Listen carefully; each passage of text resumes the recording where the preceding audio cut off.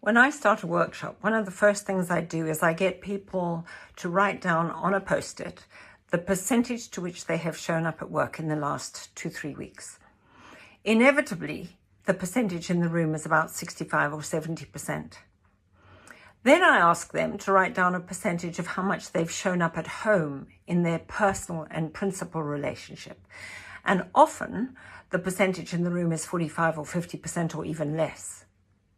And this is a great way to start thinking, because the next statement I make is, if I took your yellow Post-its down to HR and you got paid according to the percentage that you've shown up energetically at work in the last 3 weeks, would you be happy?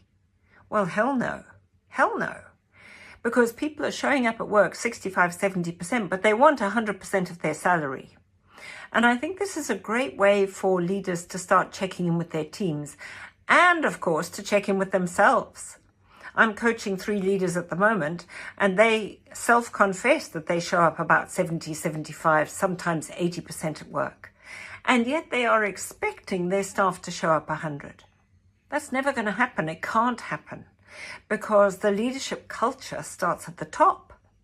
So if you want your people to show up, to be more productive, to be more performance orientated, the starting point is for you to do it, to show up energetically at least 100%. And I think this is a wonderful way to go through life. It's like, am I squeezing the juice out of this lemon?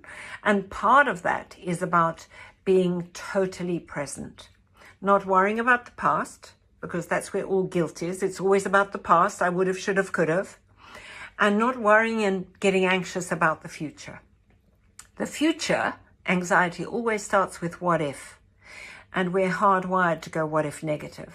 This is a really important part of the reframing that coaching will give someone, is to start looking at, what if it goes right? If I leave, what if I don't get a job? What if I do? What if I'm not successful as a leader? What if you are?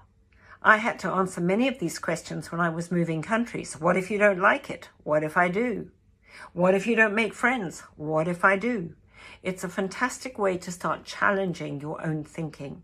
And of course, that's all that consciousness is. It's about becoming really aware of your thoughts and how they dictate the way you show up in the world.